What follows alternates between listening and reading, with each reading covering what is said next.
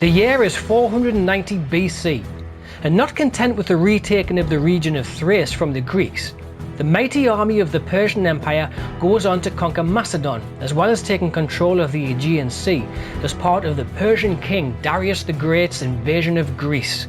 The invasion had been caused by a revolt against the Persians by the city of Ionia, and with the support of Athens and Eretria, the Greeks were able to prevent the Persians from getting their hands on Athens. In fact, after the Battle of Marathon, the Persians were kicked off the entire mainland of Greece. And as for King Darius's Greek invasion plans, well, that was that.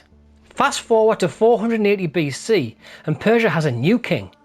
For the past 6 years, King Xerxes I has been ruling following the death of his father, Darius the Great, in 486 BC. Since becoming king, Xerxes has one main aim: to finish off what his father had started and invade Greece. However, Xerxes was not daft, and he realised that the forces he inherited from King Darius would not be up to the job, so he has spent the last 6 years building them up into a formidable invasion force. He was determined to go one better than his late father, and he will overwhelm the Greeks. Unfortunately for Xerxes, the Greeks were not going to be an easy pushover. Ordinarily, the cities of Athens and Sparta were usually knocking chunks out of each other, but with this imminent invasion brewing, they decided it would be a good idea to join forces, and together they will see off Xerxes. Spring of 480 BC, and Xerxes and his army set sail for Europe. Now, despite this being the time of the Olympic Games and the Spartan festival of Carnea, accompanied by a truce, as warfare would be considered sacrilegious, this approaching army was considered too grave a threat for the truce to hold, and so King Leonidas I, along with 300 Spartan soldiers, hoplites, and soldiers from city-states allied to the Spartans, set off to defend the narrow pass at Thermopylae, considered to be the gateway to Greece. The pass at Thermopylae was 100 meters wide, but the Greeks had flooded it to the north to create a marsh, and because to the south stood cliffs that overlooked the pass, there was now only a narrow causeway which the Persians would have to pass through if they had any hope of winning the battle. The Greeks were not about to let this happen easily. The Spartan defenders had a cunning tactic called a phalanx formation. The phalanx was a rectangular mass military formation, usually composed entirely of heavy infantry armed with spears, pikes, or similar pole weapons. The phalanx relied on each soldier's shield overlapping with the soldier to their right, so that the shields interlocked. It had soldiers behind the line of shields, so that if any soldier at the front was to fall, another would take his place, making the formation near impenetrable. However, to work, all the soldiers had to be 100% committed to hold the strength of the phalanx. Having landed his forces and progressing through the regions of Thrace, Macedon, and Thessaly, Xerxes had made light work of the initial Greek defenders. So much so, he had grown a sense of false optimism, and therefore, arriving at the pass at Thermopylae, he paused the advance and he offered a truce to the allied city-states. You see, he was confident that the Greek defenders would surrender and disperse after hearing of his offer of clemency. A good number of Greeks considered this option very seriously, but Leonidas was having none of it.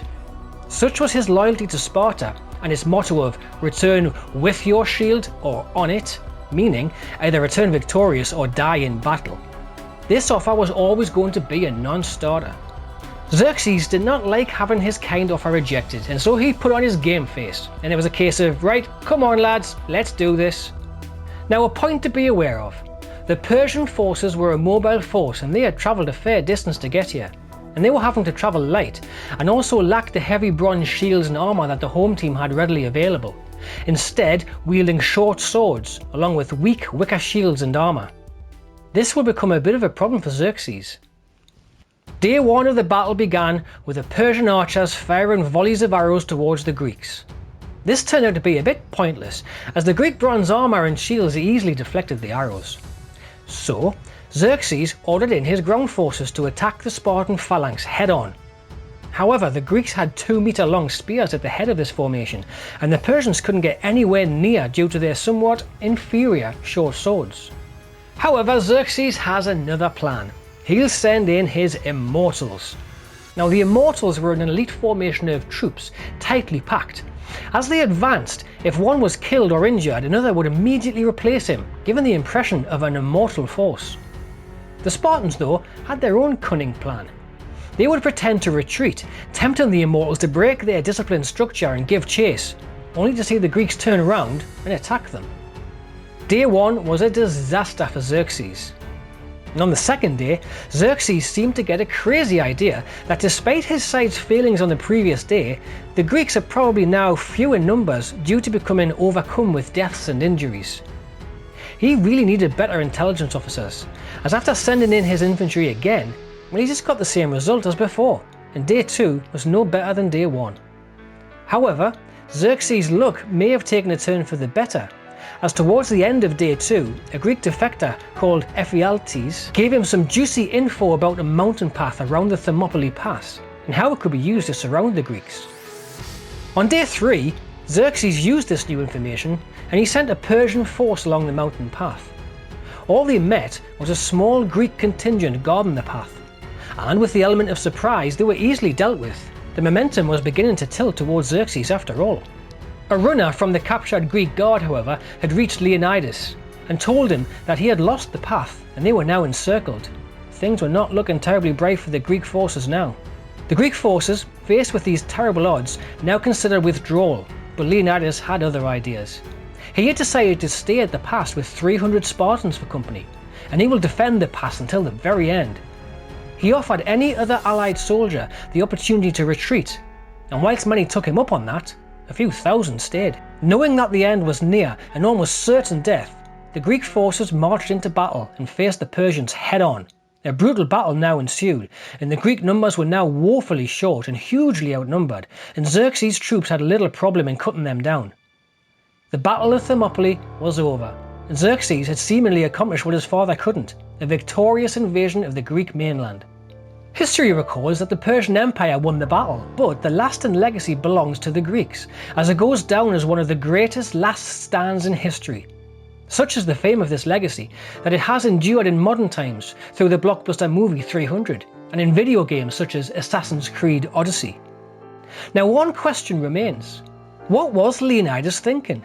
Why didn't he surrender and negotiate a peace, as Xerxes was suggesting was on offer? It was suggested that the Spartans were obeying the laws of Sparta by not retreating. And it's also been suggested that Leonidas, recalling the words of the oracle, that in order to save Sparta, one of its kings must die, and thus was committed to sacrificing his own life. But the most likely theory is probably basic military strategy. Leonidas chose to form a rearguard, so that the other Greek contingents could get away. He knew that if they all retreated at once, then it would have been easy for the Persians to hunt them down. But by persuading a good number of his forces to withdraw, he was saving them to fight another day, while sacrificing his and the remaining Spartans' lives by holding out at the pass for as long as possible. The Greeks would go on to defeat the Persians, however, defeating them at the Battle of Salamis at sea, when the Persian fleet was lured into the narrow straits, disorganising the Persian fleet and allowing the agile Greek fleet to sink many ships. Xerxes then withdrew much of his forces from Greece, effectively ending his invasion. However, the war would not officially end for another year, as the Greeks would push the Persians out of Europe, the Aegean Islands and Ionia. Thanks very much for watching. If you enjoy these videos, please take a moment to hit the subscribe button and not forgetting to hit the bell icon to make sure you get notified every time we upload a new episode.